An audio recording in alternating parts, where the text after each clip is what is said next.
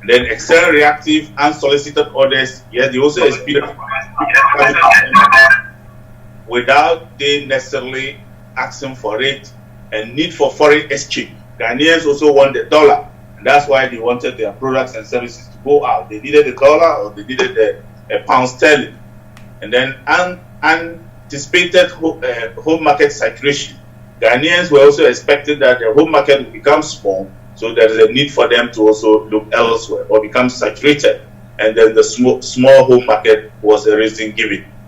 So you can use that model to be able to,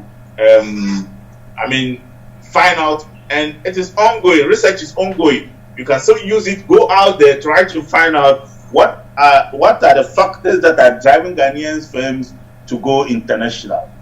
You can still, and I know Abigail asked me a question yesterday on this, and I said today we'll answer it. I believe all these factors that are coming together to push or pull Ghanaian firms to go into the foreign land.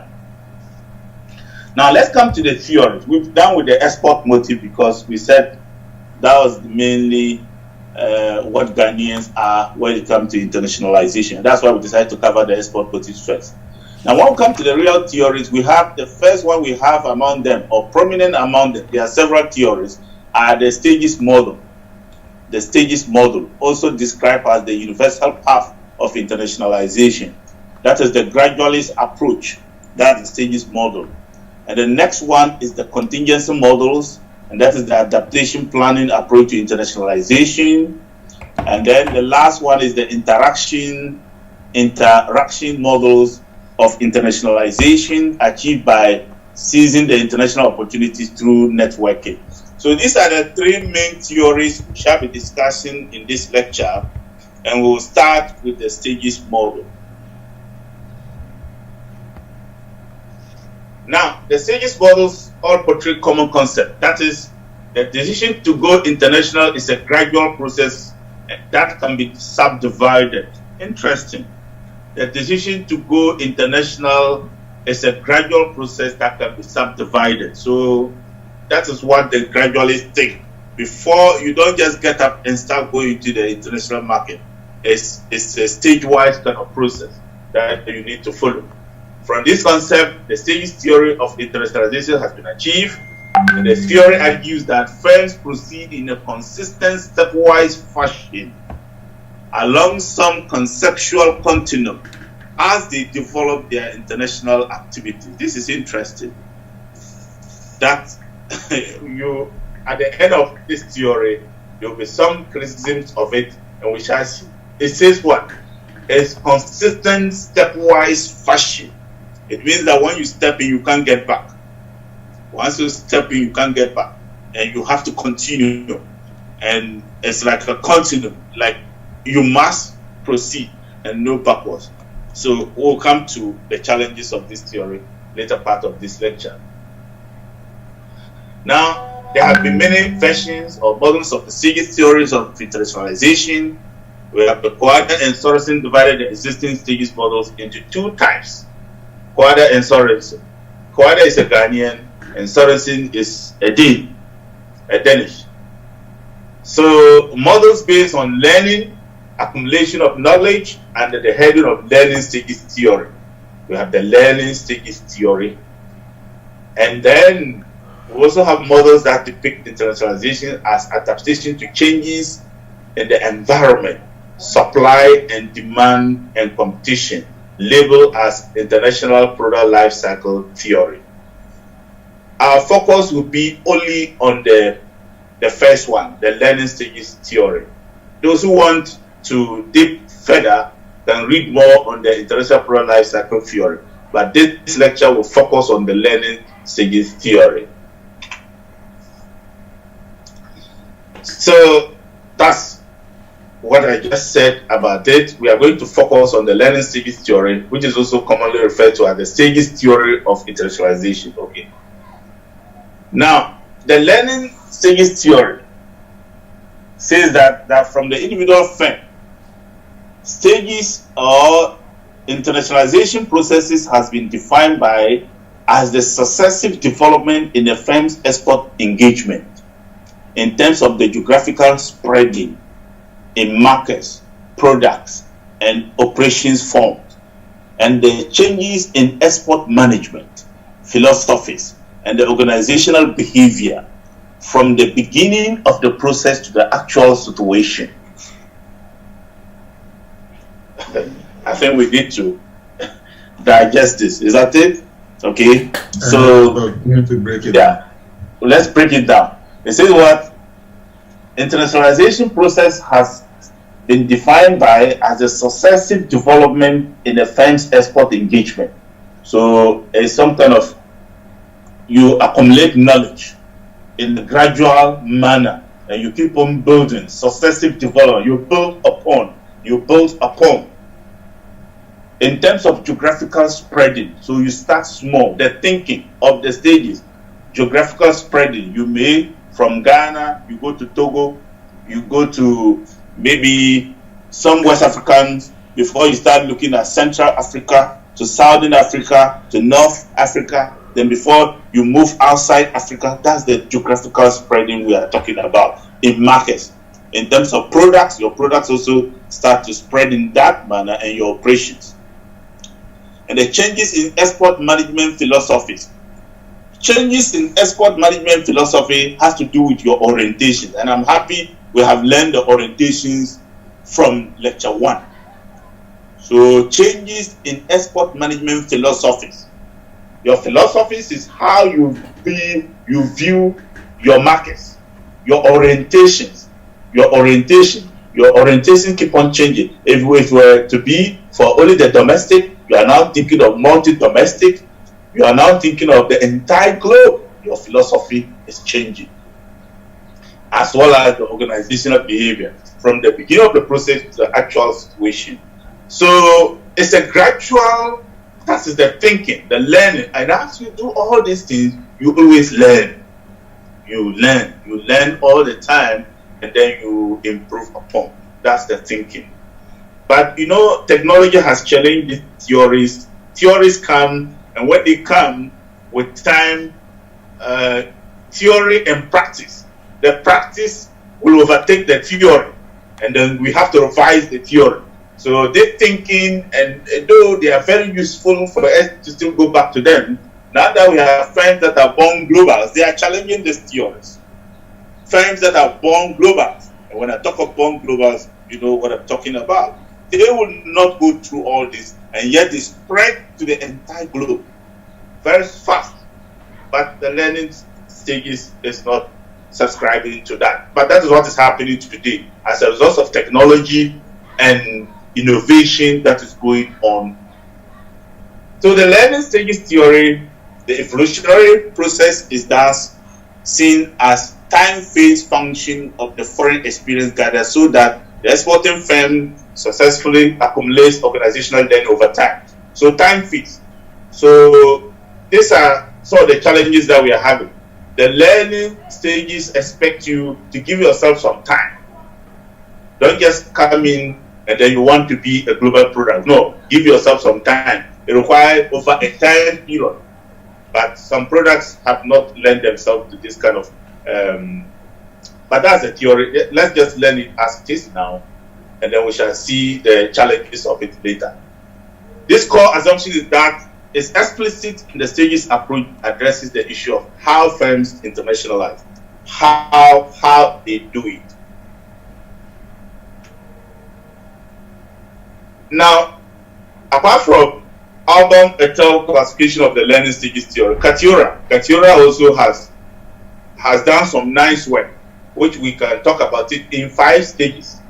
It's also talking about learning stages, but he was able to come up with 5 distinct but overlapping phases of international marketing involvement. Your involvement in international marketing is 5 phases. That's Katura. And he talks of 1, that first of all, you don't have no direct foreign marketing. You have no direct foreign marketing.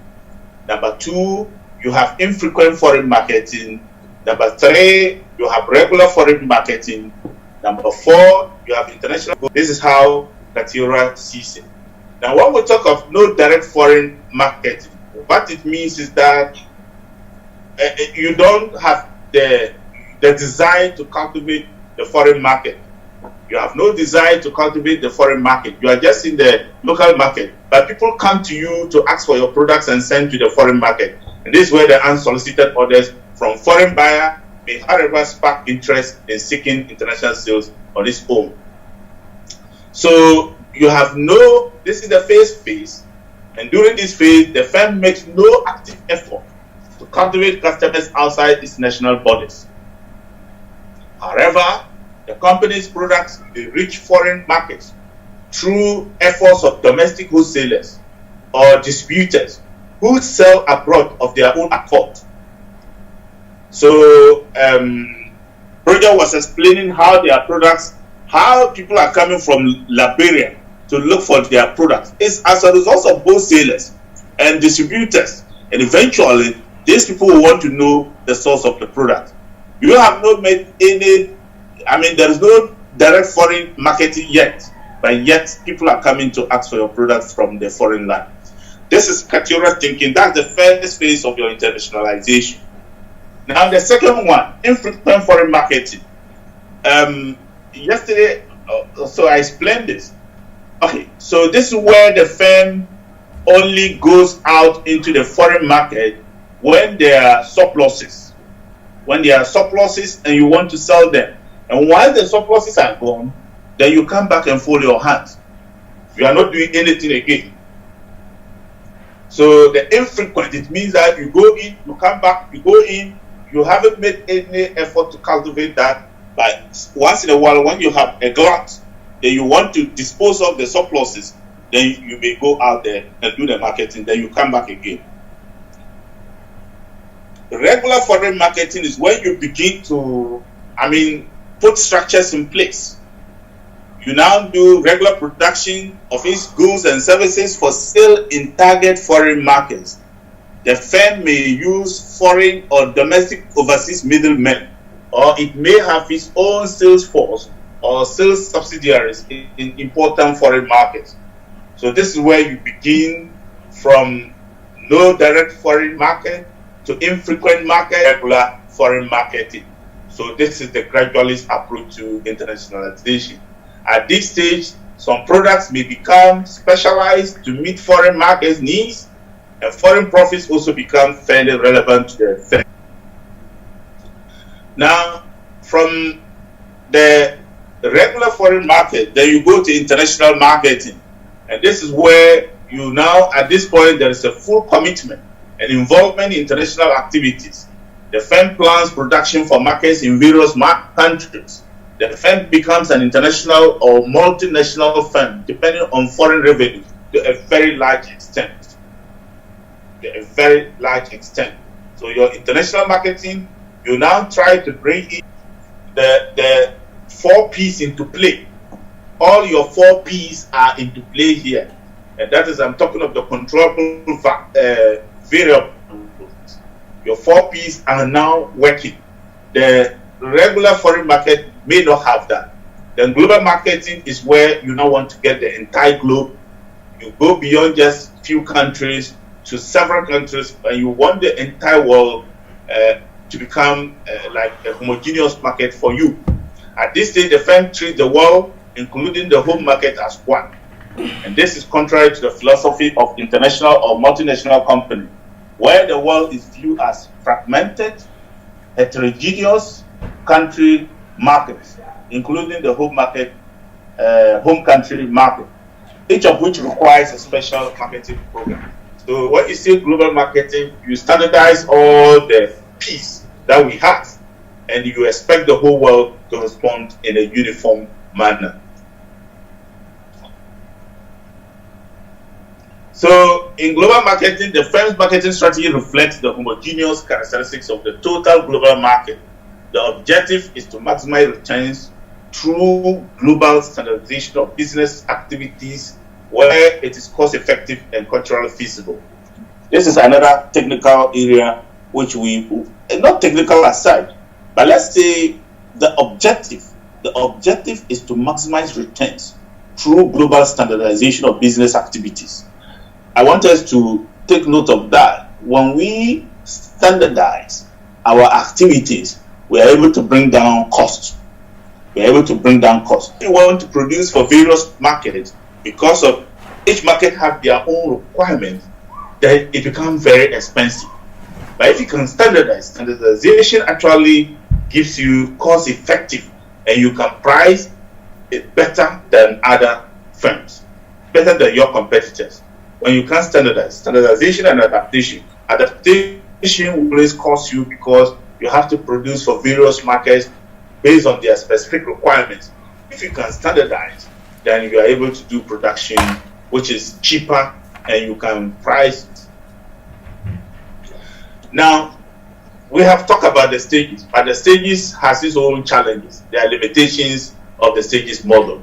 One, they say that it is too deterministic and general. It is too deterministic and general. In addition, experiences of Swedish firms in Japan suggest that establishment and growth strategies on foreign markets were changing towards more direct and rapid entry modes than those implied by theories of gradual and slow internationalization process. This phenomenon has been confirmed by a study of Ghanaian exporters' internationalization approach, whereby the local and nearby markets are bypassed for direct entry into distant ones, especially where firms have been found purposefully for international purposely for international business. Okay, so interesting. That's why this particular point. That's why in the gradual process I use examples like you go to Togo, you go to Burkina Faso, you go to Central Africa, you go to South Africa, you go to North Africa before you now go to Europe. So it was found among Ghanaian firms. They don't even go to Togo, but rather they go to UK, they go to US. Okay, and another example of maybe change agents could be the Agua initiative that was also there. I think that's just an example of that. And our firms were able to move out there without necessarily, going through Togo. And no, they even when internationalists they just go straight to Europe. They go to UK mainly, UK, and then what? US. This is where our firms go. Not so. It has been challenged by some empirical researchers. Okay, furthermore, that the stages theory is accused of ignoring the environment. The stages theory also is accused of ignoring the environment in which internationalization takes place. The theory assumes that the pattern is applicable everywhere, irrespective of contextual differences. And that the different models also ignore the mode of learning and accumulation of knowledge, which are the actual foundational building blocks of the theory. Rather, they concentrate on the outcomes of learning. For example, the types of entry modes identified. So, Cont'd and Sorensen also questioned the implications of the model, observing that the various presentations of the stages model leave the impression that the forward progression is inevitable, sequential, consistently, cumulative, and irreversible. So, these are some of the challenges of the stages model. Once you get in there, it's forward moving. You can't get back, and it must be consistent, it must be accumulative, and there is no reverse. The implication is that experience and knowledge acquired at the preceding stage is indispensable for decisions to enter the next stage. As such, short-circuiting the process or retreating from advanced stages is a remote likelihood, since the cost of retreat can be enormous, especially at high market commitment stages. Okay, now at these stages, I just give this to you so that you can have time to digest this.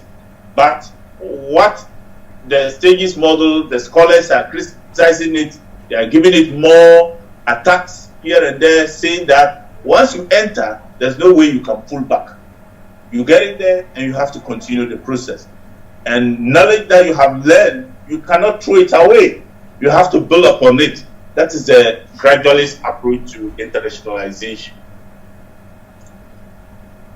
However, they argue that the results from a number of empirical studies have shown that companies in recent years embarked on the process of de-internationalization through rationalization and divestment in foreign markets. So it means that there are some empirical works that have realized that some firms have gone into the international market and they have retreated. They have retreated compared to what the stages model is saying.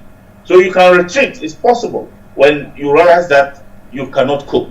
But the stages model is saying that no, you have to continue. They further stated that there is an evidence of firms leapfrogging. So this is another term we have to learn. Leapfrogging into later stages as a strategic move conditioned by internal and external. What is leapfrogging?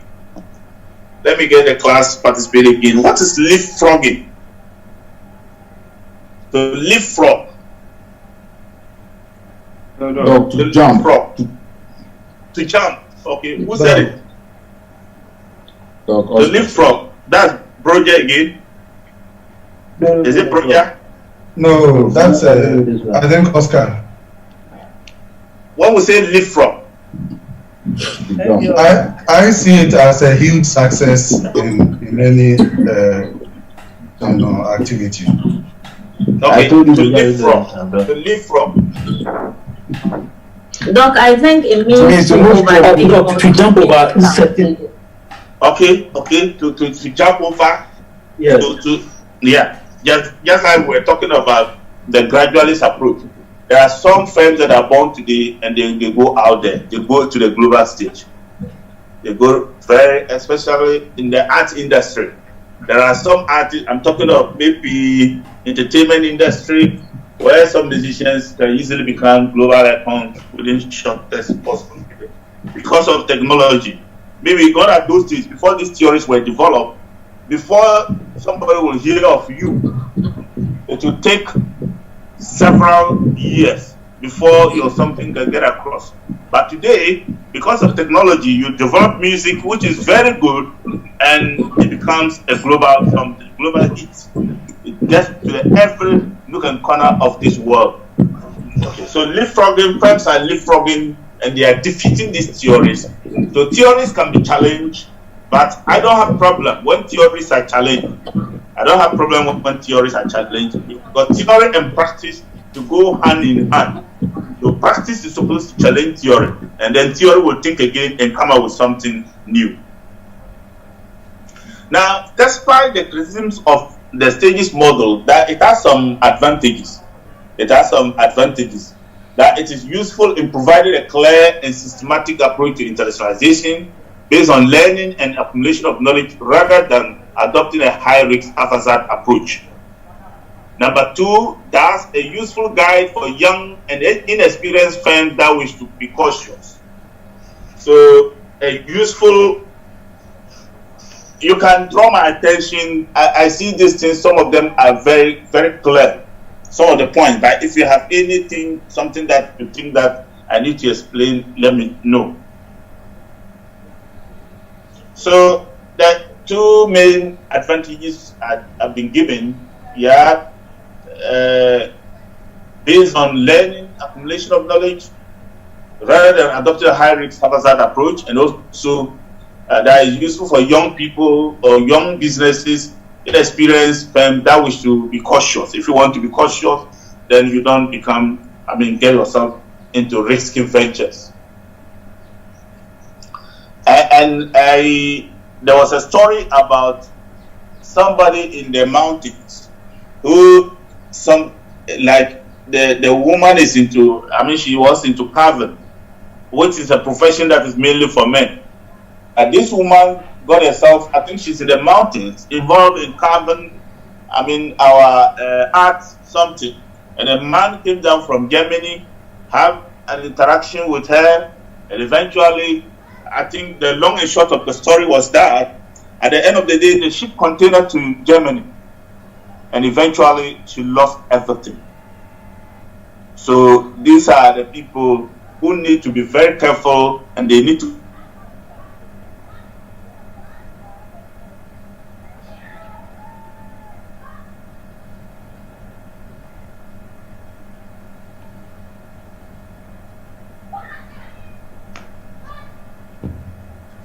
Okay, so now we come to the contingency models.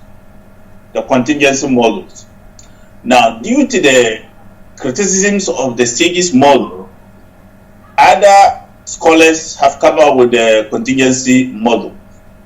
And the contingency model, the key of it, the underlying factor is that it criticizes the stages model of not taking the context of exporting firms into consideration. That environmental factors have been ignored, and that emphasis on contextual factors like demand condition, industry structure, and government policies, and that the internationalization process is contingent upon the environmental factors. So they are negating the generalization or universality pattern. They are negating it and rather say your ability to do well in the international market is contingent on the environmental factors, the demand conditions, as well as the industry structure that you have in place, as well as the government policies, and not rather your accumulation of knowledge. It's not about the accumulation of knowledge. It's not about the gradualist approach into the internationalization, but it's what is pertaining in your environment. They are also right, because why is it that firms in the developed world are able to do well because of the conditions that prevail for them, and our firms struggle? Is the environment that differs? Because you just take the interest on loans, the interest on loan elsewhere compared to interest of loans in Ghana. So this school relies heavily on the rationalistic planning approach to strategy making, and that the contingency models therefore seek a fit between the firm's internal resources, strengths and weaknesses, and the environmental conditions, opportunities or threats that are prevailing. So our firms, when they are also maybe sent elsewhere, they are going to do well when they get the same conditions like what other firms are getting. Three basic components are common to the contingency model. A set of environmental factors. The environmental factors must be there. The opportunities defined by the environment. So what are the opportunities that are available? The opportunities must also be there. And that's where I talk of the loan, 3% loan, maybe per annum, and not 23% or 21%. Okay, the decision criteria, management preference, and allocation of resources. And these decision criteria determine the opportunities that are utilized. So it also depends on the actors in there, the people in there, your managerial knowledge, and which we have talked about in the framework. If you think you have the managerial edge and you can do well, there are some managers who can do very well in the foreign land, and there are some who cannot do. So these are a combination of factors. You need the environment, the political, the economic environment, and then you need also the opportunities. That's the contingency, and then the decision criteria at the strategic management level. What are some of the decisions that you make? So they look at this and they say these are things that will make firms either successful at the foreign market and not necessarily your gradual approach to it. Now, there are several of the contingency models. We have the two main headings here are the conditional models and then the conceptual framework models. Okay, so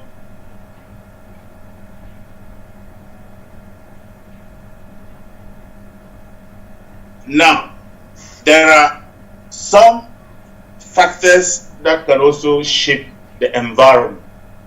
There are some factors that can also shape the environment, like the issue of internalization and then externalization across borders. Might also be some factors that can also shape the conditions or the contingency models that we talk about. Now, when we talk of internalization, there are usually activities across borders involve investing in marketing or production facilities abroad. If you are able to, if you have confidence in the environment that you are going to do the business, and you put in more resources in there, you are sure of the stability. I believe today, if you take Syria as a model, It's not a country where people will want to do a lot of internalization over there. No, nobody will want to go and put in more resources because the environment there is not that. It's not. Let me just say so. Excuse me. It's like a failed state now. Syria, as it stands now, is a failed state, and we business people. I'm not talking about the